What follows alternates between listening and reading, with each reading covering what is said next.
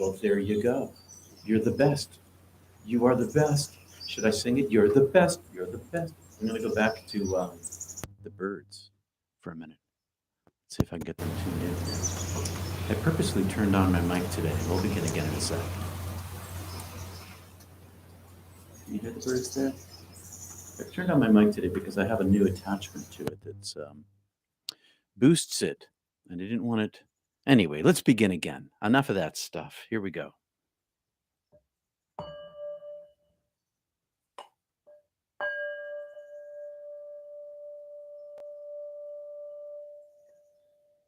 Close enough. Hey. Peace. Namaste, everybody. And thanks for being here. I am saying hello to everybody. Thank you for all of your good work over here telling me about my microphone. Peace and welcome to you. I hope you can all hear me now.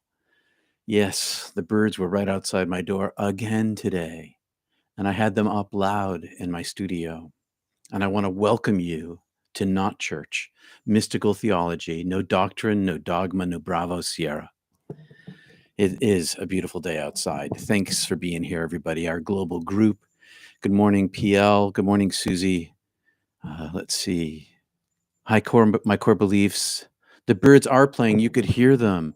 Cannot hear the birds. Can you hear the birds? No, you can't hear the birds. Well, I didn't want to blast them out the microphone. And I will. And stop. Hi. I'm Peter Panagore, Masters of Divinity, and sometimes a clown. I don't know if you know this about me. I began as a clown, practicing clown. I know that's scary to a lot of people, but it was a good clown, and it was right after I died. I liked wearing masks back then, but I'm way off subject. I'm a 2-time near-death experiencer. I'm a lifelong mystical experiencer, and Not Church is here as a place of exploration for everybody who's had a mystical experience all over the world, and there are tens of millions of us. It's not just near-death experiencers. I started Not Church and Mystic Tea Salon in part as public places where real mystical experiences are discussed, are explored. Have you had a mystical experience? If you don't know, you can check out the 4 characteristics of mystical experience in the 3-minute video below. It's right down there, the link. And if you've been following Not Church for a while, please subscribe and like, of course. Thank you very much. And thanks for the support, too. Appreciate that. I write and I speak about mysticism, death, and the afterlife through my own experience using a Christian accent and a worldview. The language of mysticism, as I've talked about again and again in lots of different videos, is metaphor, symbol, myth, simile, poetry, art, music. We can capture the ethereal and the ethereal arts because it channels through us and into the work that we do. As my grandmother used to say, when I would ask her, "Why is your bread so good, Yaya?" she would say, "I put love into every loaf."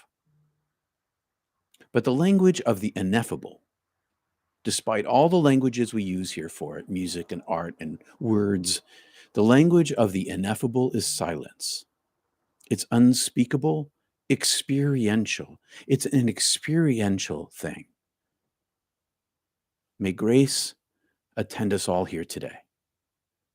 And today we jump from the beginning of Genesis, where we've been for the past couple of weeks, to the end of Revelation, chapter 22, as the back end of the Bible, the part that goes over the fence last.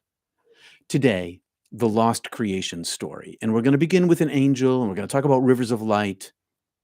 The imagery in Genesis is best understood. Okay, catch this, okay? The imagery in Genesis is best understood by reading St. John of Patmos, or John the Revealer, or John the Divine, or John the Theologian, who certainly in Revelations it sounds like he was on some kind of trip. Or he may have had the divine grace, the presence of love uplift him as a vehicle to reach the divine place.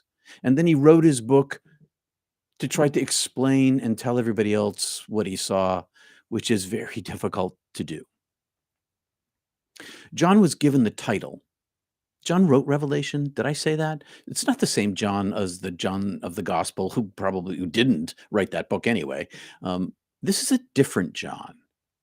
And the early church gave him a title, and the title was the Theologian. And it was only given, the title theologian in those ancient days was only given to mystical geniuses, high-level visionaries, deep seers, and few others. A few, like John. Theologian today means something entirely different. In the ancient days, a theologian, it was a mystic. If you weren't a mystic, then you weren't a theologian. You had to be a theologian, you had to be a mystic, because you had to have the experience of the divine presence, as so many of us have had. And for John, just like us, it's super hard, super trippy to put it in a book. John's book is full of metaphors and symbols, and we're not going to read the whole thing, all right? I just wanted to skip to the very end because today we're focusing on a few verses at the very end of the Apocalypse of John. It's a scary title for a lot of people because over the last 150 years, it's been used as a weapon to talk about the end times, the end of all there is, and the rapture and the... Okay, fear not, my friends. Those who use the Bible that way, and they're teaching something that's, well, let's let the Bible speak for itself, okay? Let's go to the end of the Apocalypse of John and take a look at that and see what we find there in the 22nd chapter, the culmination of his work. But before we do all that, let's sit still and 3 ohms together. And then we can begin our silent chanting practice from the belly to the third eye, back and forth. You can write it on your spine. I'm going to chant Om today 3 times, vibrating the chest, vibrating the throat, vibrating the jaw up to the third eye. And then you can run your breath up and down your spine. If you want to feel your spine, that's great. If you haven't done this before, pick a prayer you know, or a simple word like love or peace, and chant it with us, writing it on your breath. I'm going to take a look over here. Yeah, the fear of clowns. I know. We can talk about that someday. All right, so here we go. That was in the chat.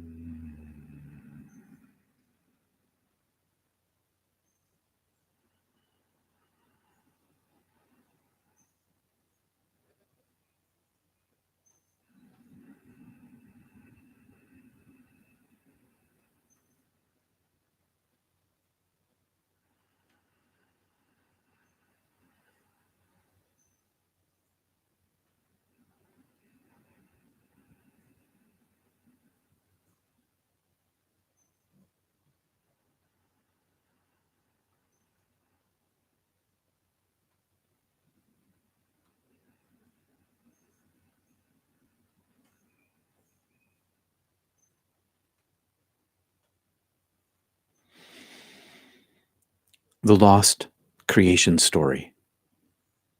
This is going to blow your mind. Hey, Bible lovers and ex-lovers, there's a third creation story in the Bible, and it is not found in Genesis. The third story is found at the very end of the Bible, Revelation 22. Then the angel showed me a river with the water of life, clear as crystal, flowing from the throne of Theo and of the Lamb. It flowed down the street, the center of the main street.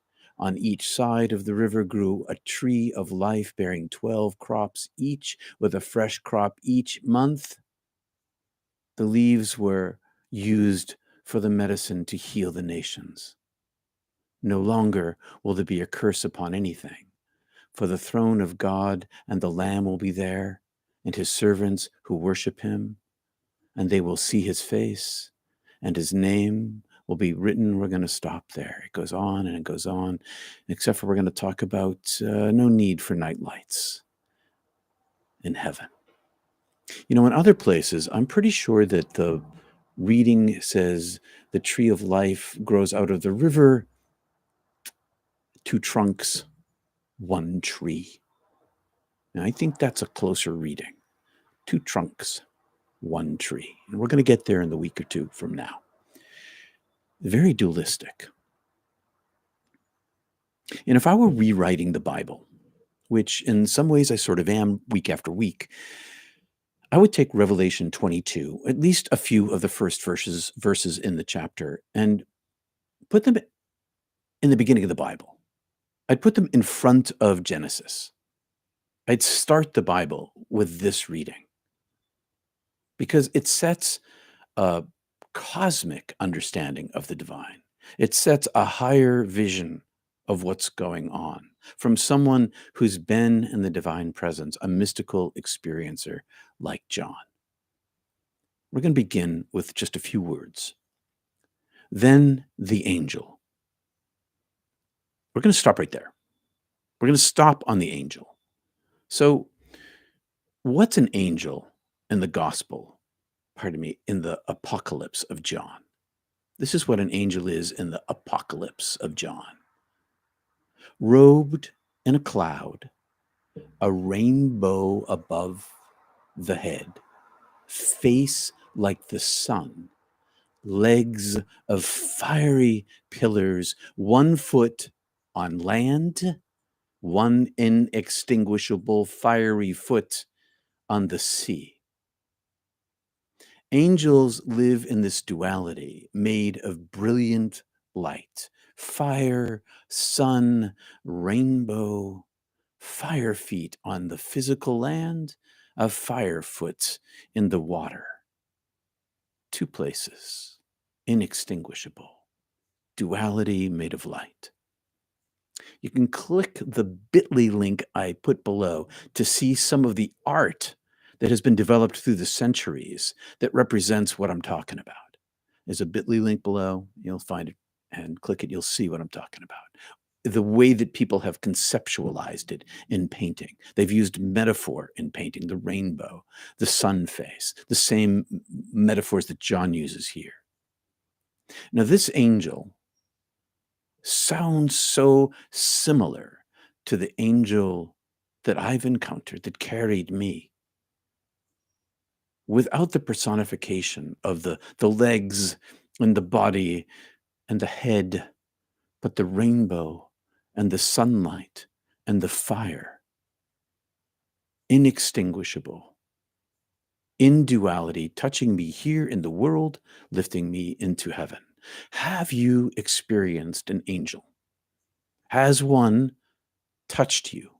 I'd love to hear about your angel experience in the chat or in the comments. But I ask you to listen with the ear of your heart. Now that we know what an angel looks like for John, listen now. A river of the water of life, as clear as crystal liquid. a river of the water of life, as clear as liquid crystal. It flows. This river flows. When you feel it in the world between people, it feels like a river of the water of life, clear as crystal. But in heaven, the power and presence of it is unimaginable here on earth. But it is experiential in a similar way and feels, according to the level of where we are, like the light itself. This clear liquid crystal, it's a symbol, a metaphor, and a myth that expresses the time before time began. That's what this myth is about. This story is about the place where there is no place, and the time where there isn't any time, the ageless, timeless, the time before time began, before the Big Bang, and currently existing now, of course, because it's still pouring out the river of life to us. Outside of time and space is where its origin is. Making time and space is what it does. It currently exists, and we experience a taste of it when the flow moves between us. I've described the same space or similar space to what John's talking about in a different sort of way. Many people do. Many people talk about the light. John here talks about the river flowing out, making existence. I saw a light flowing out like a river, making existence. John saw a crystal river making existence, not just powering the Big Bang, yes, but also always present in all things. I got to tell you a little bit about what happened to me. This swallow hard. This was after my first near-death experience. I may have spoken of this before. I'll cut to the chase. No long story. The same angel that has been coming to me my whole life and carrying me off, including in my deaths, once again carried me off. I shot out the center of my forehead.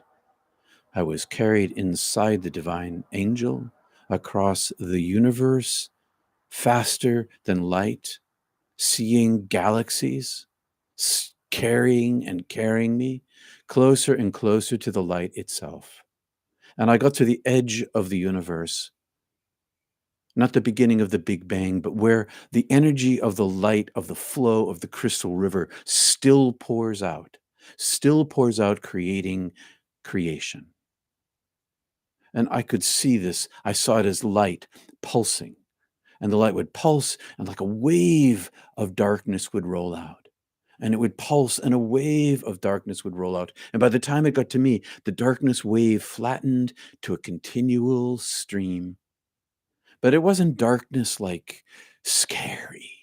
It was darkness that was imbued with light, woven with light. And the darkness was the universe, is the universe. And underneath the universe, inside the universe, watering the universe into existence, is this river of the flow of life.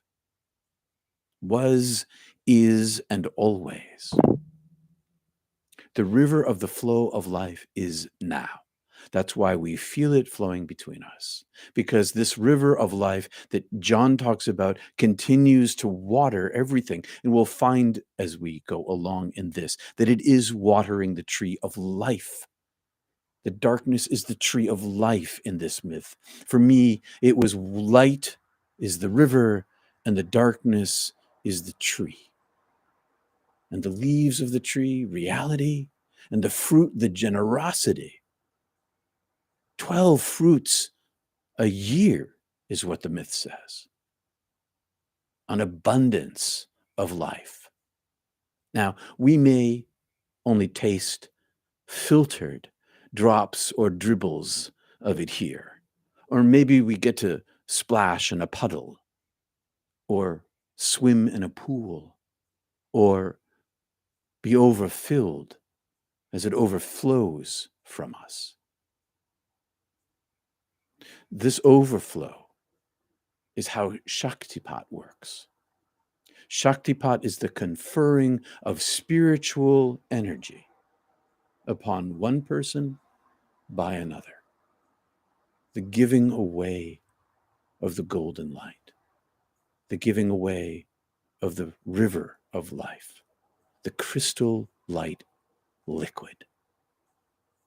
Jesus answered the woman at the well, if you knew the gift of God and who it is that asks you for a drink, you would have asked him, referring to himself. Why is he talking in the second person? You would have asked him, you would have asked me, and I would have given you the living water. Let's take this in Jesus' point of view. Hey, if you knew the gift of source and who it is who asks you, because he's at a well asking for a drink of water from this woman, who it is that asks you for a drink of water, you would have asked me, and I would have given you the living water. And everyone, here's the important part, and everyone who drinks this water in the well will be thirsty again. But whoever drinks of the water of life that I give will never thirst again. Indeed, the water I give them will become in them a spring of water, welling up to eternal life. This spring of water is the same water that John is trying to describe. Jesus here is trying to describe it. It is this thing that's transferable, but you have to find it for yourself. You can experience it from another, but you have to grow it inside yourself. You have to dig your well, dig down until you reach the artesian waters that flow underneath, that always flow underneath, that have been flowing underneath since before creation began, before Genesis. This is what John in Revelation is trying to communicate.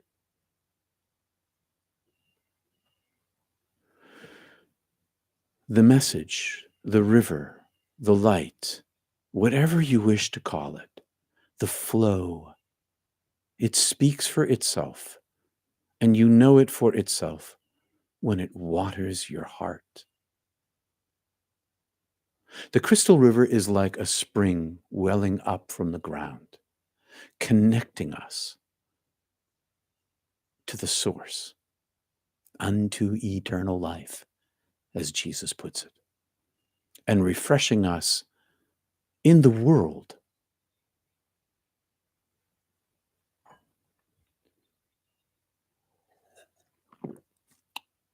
Yeah. Want some? When does my eternal life begin? My eternal life has already begun. It's always beginning because it's always now. It's always in the now. Drink of the living water now, and you'll never be thirsty again. I am, you are made of the living water. I am the water of life. And so are you. Quiet yourself and listen for the flow inside you. This is what meditation is. This is why we practice silence. In Revelation, the river of the water of life was and is as clear, as bright as crystal, flowing, a river of liquid light. The water of life flows out from the throne of the source. On the lap of source is the Lamb, the love, the forgiveness, the acceptance, the understanding, the kindness, the comfort, the comforter. This is the Christian symbol of welcome into heaven, welcome into forgiveness, welcome into your true self. Welcome home. How much like the welcome was it that I received when I died and went to heaven? Just like it. The love welcomed me, the Lamb of God. The river flowing out from the throne, from beneath the throne. The throne is a metaphor also. It's a sort of separation from the divine, as is the river itself. Sort of a reduction, the divine, the source, the throne, the river flowing. Somewhat a separation. Why does that matter? Because the perfection of the divine reduces itself into imperfection to create reality. Undergirds it, flows through it, waters it, but is above it. This river flows out from the throne through the whole city of light. It's a living river. A living river. When I died, it was like a waterfall came cascading in front of me, a waterfall of light. You've heard me talk about it. It's transparent and translucent and solid, and it flows in its light. And it was all life, the river of life.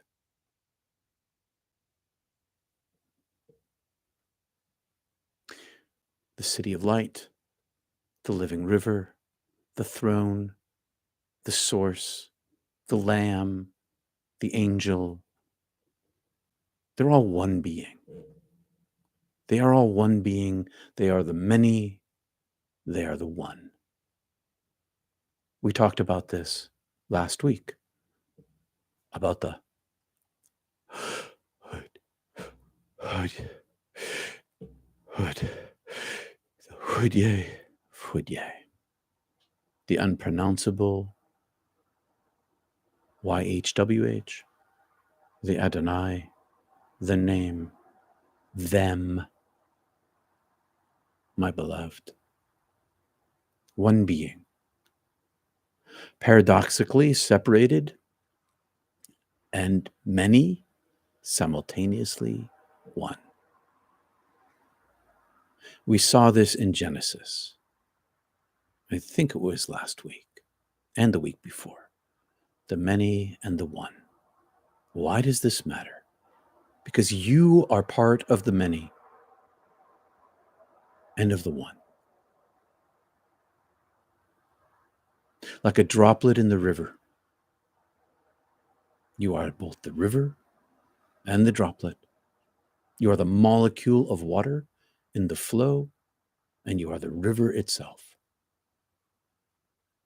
The river of life flows down the biggest boulevard in the city of light, watering the paradoxical tree of life. Now, this tree of life, as I mentioned, it's not two as this translation had it today. It's in other translations, it's one tree. One tree, two trunks.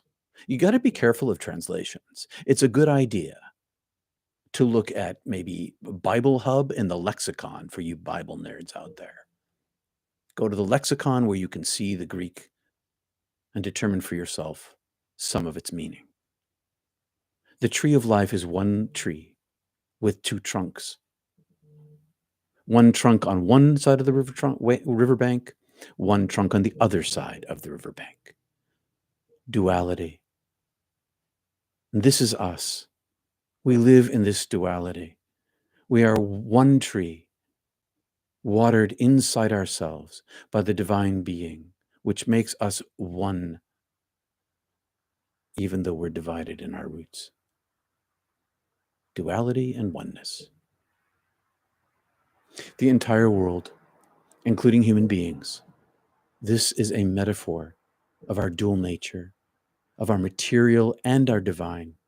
Material, the living water, the material, the tree, and the living water, our source.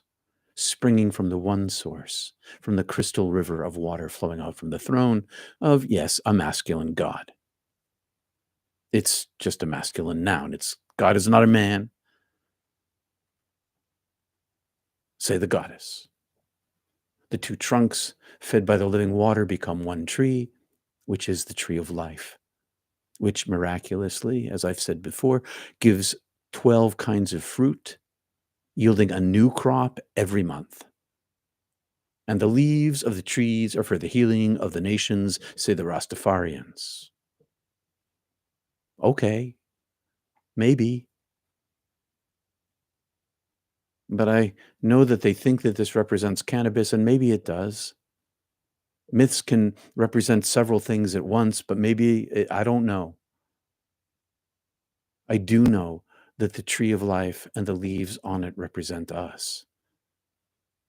Mythically, the healing of the nations aren't the leaves, it's the water inside them. It's what gives them life. This is what's for the healing of the nations.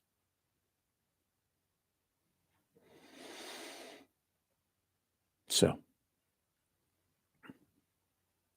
the roots drink the water and transport the water into the leaves. The leaves are filled with crystal living water inside them. And you are the leaf. You have the power directly from the river, filtered through your tree trunk, filtered through the world, into your body, making you exist. And if you drink of this, and you know that you drink of this, the water that Jesus embodied, the Christ consciousness, the I am, you'll never be thirsty again. And it will well up inside you now unto eternal life, as the Bible says, as Jesus said. And you'll only want to drink from that crystal well. And there shall be no more of a curse, it goes on. No more of a curse. But the throne of God and the Lamb shall be in it, and the servants shall serve the divine. And they shall see her face, and her name shall be on their foreheads and instilled inside us. When we drink of the living water, it gets instilled inside us. It wells up in us and dwells within us. And right there on the forehead, that's where the water pours out, the light.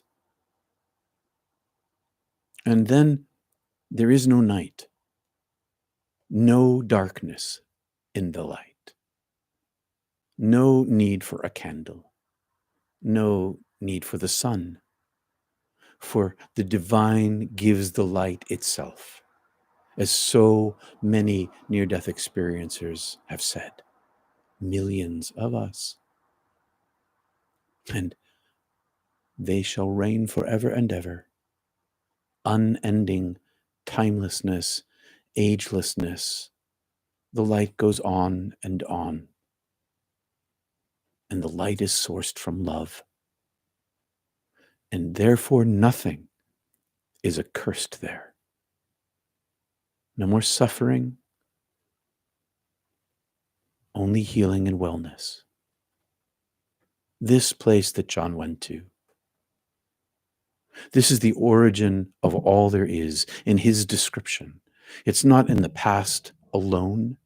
It's in the present, pouring out now, watering the tree of life now. When I touched the waterfall with my being and it flowed inside me, it was all life flowing into me.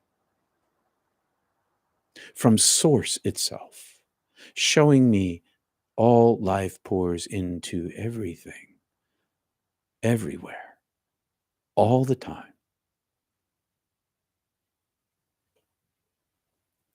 There's no darkness in the light. May you see the light. May you swim in the river. May you find now the face of the goddess that has no face, but is light itself, like staring into the sun, but it does not hurt. And may mercy, the lamb, the love, manifest now for you.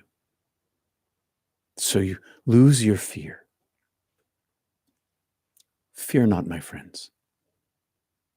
Instead, simply love. Because nothing is cursed in the origin of itself. And if we aim there, we see that all is well, all has been well, and all will be well. Because the light is eternal. I saw this, experienced this, witnessed this in heaven. We're going to stop here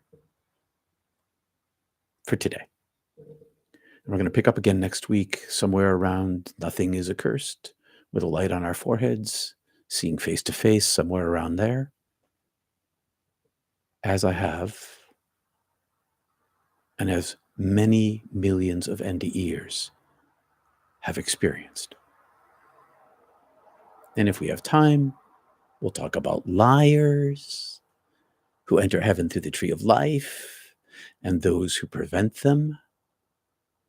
In 2 or 3 weeks, we're going to skip back to the prologue of John, because there's a fourth creation story that's as important.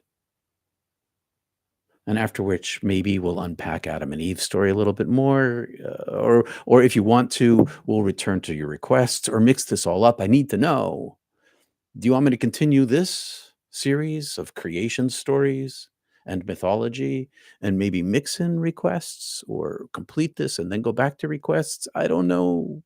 Let me know. If you like this, let me know. Thank you, Chad, for your super chat. Thanks for supporting Not Church. So this series could go on for a few more weeks. Let me know in the comments. And if you want me to continue looking at myths through the lens of near-death experience or not, and someday in the future, I definitely want to get to the 2 conflicting stories of Noah's Ark. Yes, there are 2 stories. So please tell me in the comments. If or if not, this is a mythological series, is helping you in your spiritual journey. Because my purpose of Not Church is to gather a community of people who drink from the crystal river itself that flows, and to give information. Thank you, Mary S. Yes, continue. Thank you, Betty Allen. My job is to channel. My job, actually, as I see it, is to channel the living water so that the thirsty might sip, spill it down my face, or drink from the crystal waterfall pouring down inside me and apparently down my face too. The water isn't mine. The water, if I have any water inside me, any living water inside me, it isn't mine. It doesn't belong to Peter. It belongs to us. It belongs to you. It's yours. It's inside of you. It's everywhere. It's so much bigger than us. Thank you, Mayor Bear. And if you've been following Not Church for a while, please subscribe and like this video.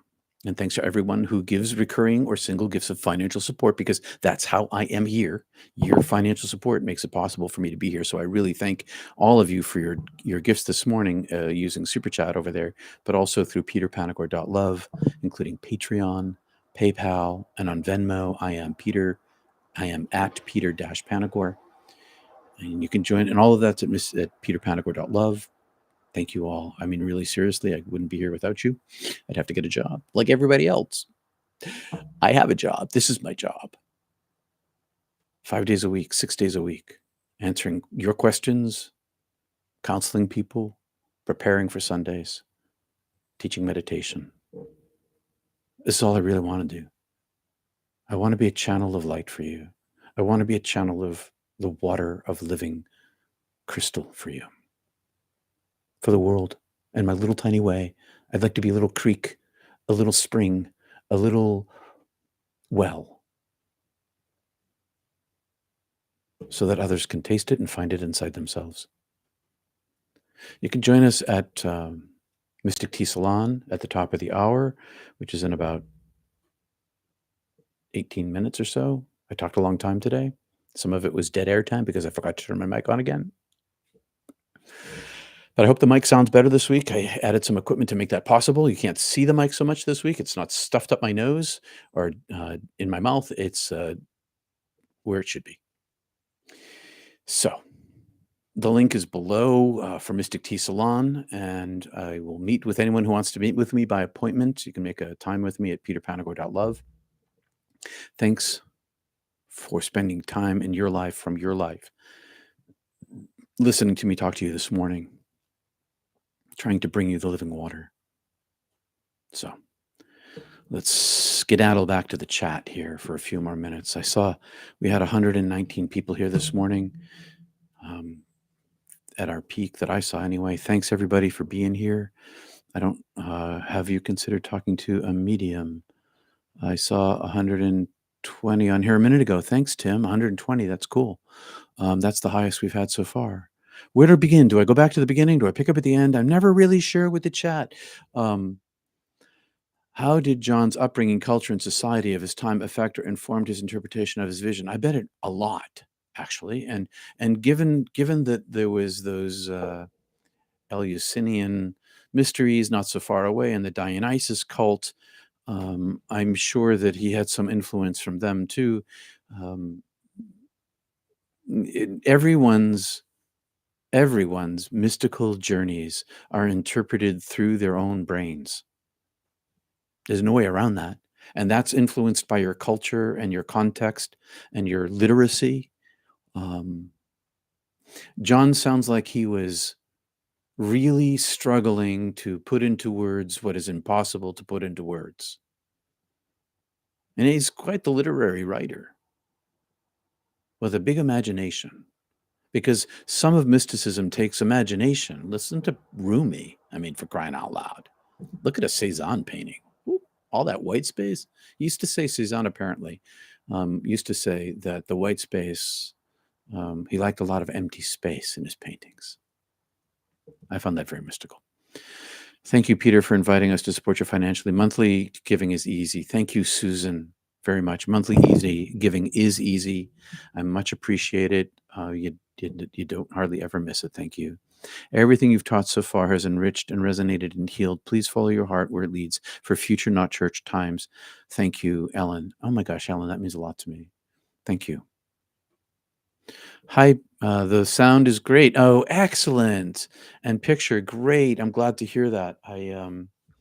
It was your donations, your gifts that helped me fix my gear. I spend money on gear because I need to make this better so that it's, even if I forget to turn on the mic in the beginning, it's still working well once I get it all turned on. Thanks. I bought a little tiny piece this week, which was pretty expensive, but I get to move the mic down now, and it improves the sound quality. So totally worth it. You stated that your father died a few months ago, so I wanted to suggest an idea. Thank you, Haran. Do suggest. See those yellow flowers in the background? That's for my dad's service. That's what those are. He came and visited me, by the way. But yes, I'd love to hear your suggestion, Haran. That'd be great. Check on back with Tamara. She's having a tough time. I'm skipping back, looking for you, Tamara. All right, I see a lot of howdy do's and hellos. Hey, core beliefs. Yay, Ellen. Cannot hear you. Oh yeah, that's when I didn't have my mic on. Hi, Susie. Still skimming through here. Namaste, brother Ed. Buenos dias, Carmen. Hello, Amy. Yes, I have seen you on your stilts. Yes, I am a stilt walker. I've been known to be a stilt walker. Where did you see me, Amy? Live or on a picture? Nancy, good morning from Western North Carolina. Wait, now you cut the birds off too. Nothing coming through. Oh, sorry about the birds there. Still looking for Tamara. David, hi. Rob. Tamara, I recently had so many calamities. I'm wondering where God is. I see orbs, some with 4 or 5 connections, like birds flying through my apartment on video. Sure wish I could get somebody's opinion. Um, Sometimes orbs on video are they're called. See if I can show you one. Make one if I can. Lens flares. And that's just my camera. That's not giving you. That's just my phone. I'm not giving you a lens flare there. Oh, there's a lens flare.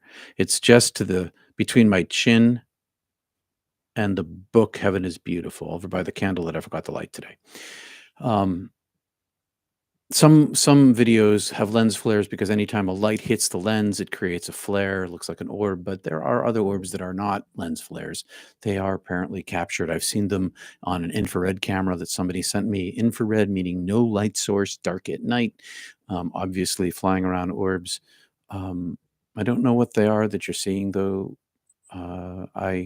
Tamara, I know you've had a lot of calamities and a hard time. Why don't you can peacefullize yourself, calm yourself down, and talk to them. Say hello. See what they say. See if they come and speak with you. Um, just be at peace and listen. Maybe that will help. Give it a shot. Let me know what happens. It's what I would do anyway. Um, Good morning, Kristen, from Redondo Beach, California. Nice place. The coast is so nice out there. Good morning, Betty down East Maine, which is also a wicked nice place here. We got a great coast here. It's just not warm. And it's not great weather compared to well, I mean, I love the weather here. I got to go skiing yesterday, which is a rare thing in my life these days. But it was my birthday and I went skiing. And thanks everybody who gave birthday gifts to me. I appreciate it a lot. I ski every day on my birthday. You're not going to believe how many years. Okay, I'm going to tell you because I am a skier and I like to say it.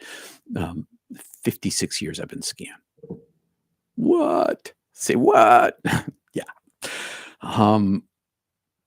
Knock on the door, Tamara. Good answers all, but request must be deeply authentic, says Nathaniel.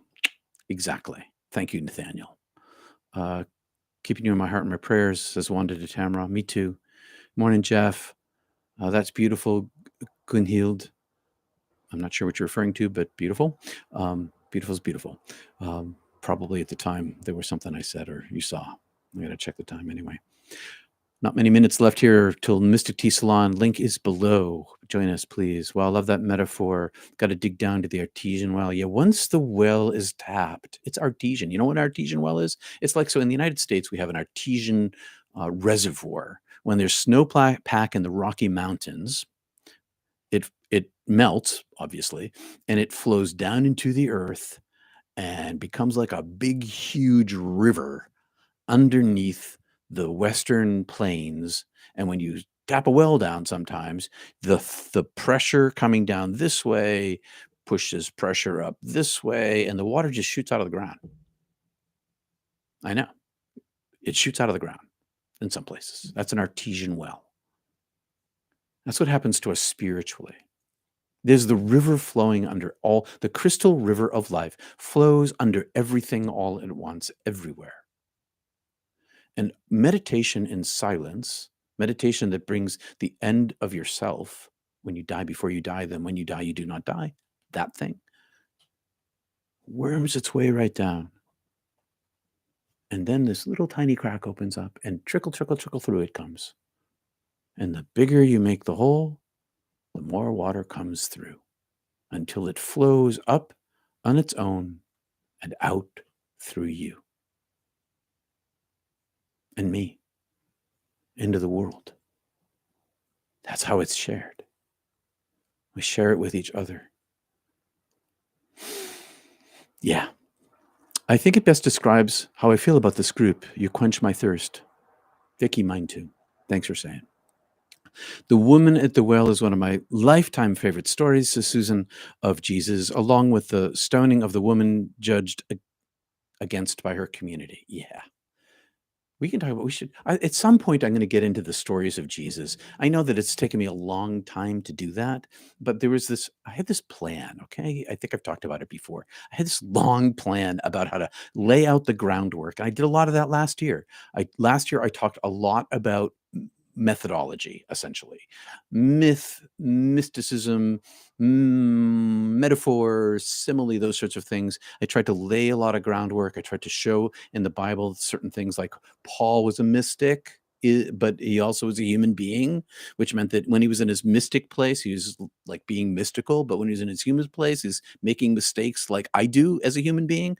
Yes, I do. As when I'm in my mystic place of flow, then I'm in the groove. But when I'm just on my own, sometimes it never shuts off, but I still make my own decisions, right? And I'm as I'm as skilled as Paul in that. How's that? So then this stuff about creation and mythology and then into the work of Jesus is kind of what the plan is in my head. And I probably should have told you that all the way along, but I didn't.